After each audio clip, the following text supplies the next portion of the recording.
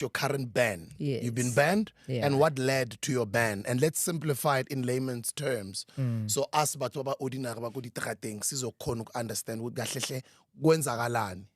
Wenzeng msadu. How wentse mama Yeah. re le toa ba re mo rata so. What happened, Mo mama? lefatsheng lona la South Africa.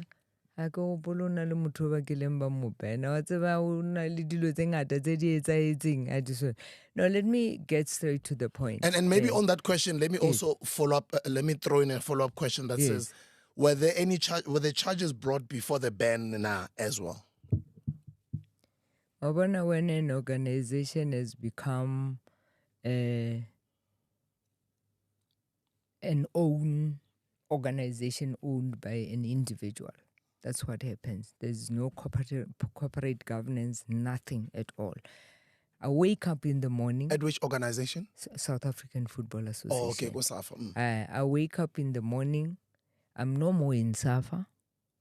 Remember, I'm not in football any longer. Remember, I lost the election in 2022. I had dispute that I raised before the election.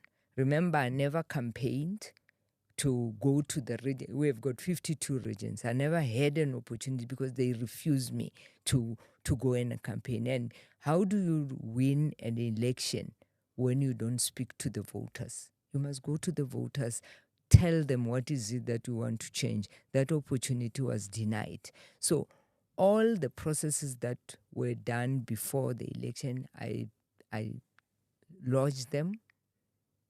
I lodged them to even in the day of the election that this is not the way the things should be run and all that. And you know, every time in an election, you will have the election done. It does not mean you can't challenge the procedures to that election. So I still maintain I had the right to be able to go to SAFA again and say, I had a dispute before the election. I still have a dispute. Can this dispute be solved? And it was a dispute of constitutional matters, facts, matters that I don't want to see my young boy, my young grandson who wants to get into football, still struggling about those kind of issues 10 years to come. And what happens in South African Football Association, you have to exhaust. You know, everywhere you have to exhaust internal remedies before you can actually go take your matter to court. So I simply lodged and paid 20,000 rand for a dispute to be taken to you have got disciplinary appeal and then you have got arbitration. But you can go straight to arbitration because you don't want to waste time. So that's what we did. And it was only me and the president of Tshwane. We lodged because of a number of mismanagement, a number of abuse of powers and all that. Then we lodged that dispute. We paid. We said we want this matter to be presented before an arbitrator, which I believe SAFA should have given us that opportunity. They appoint, not anybody. They appoint an arbitrator. I go before the arbitrator dismisses our case. Case done. Now they refused. Let me break it down for your listeners to understand. Sbu, you are a leader here, you appoint people here, and then one individual complain about you.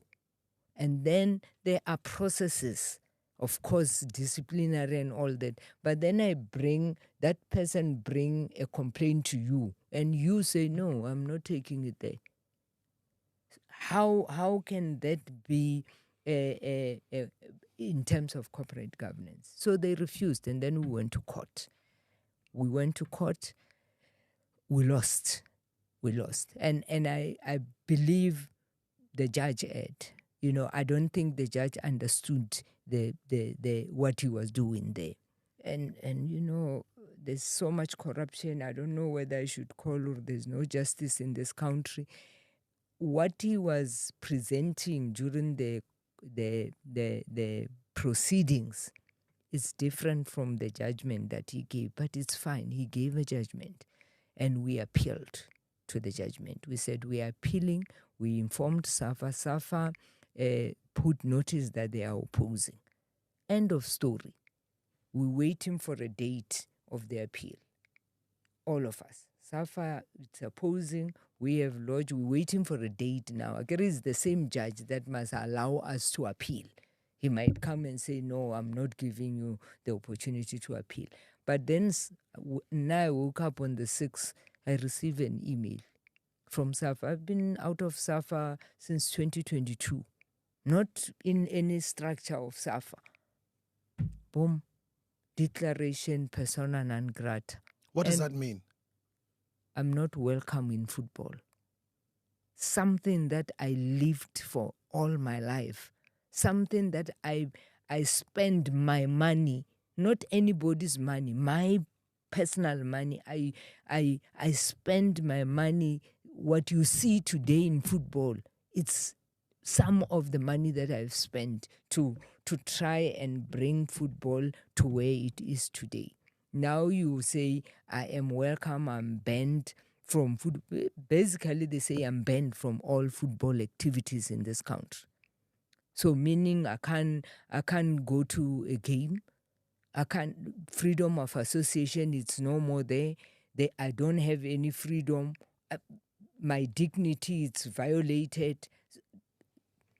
I've been defamed,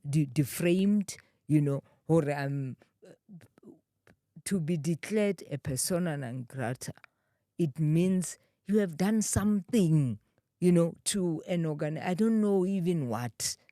I can't explain you to what would you have done for an organization to ban you.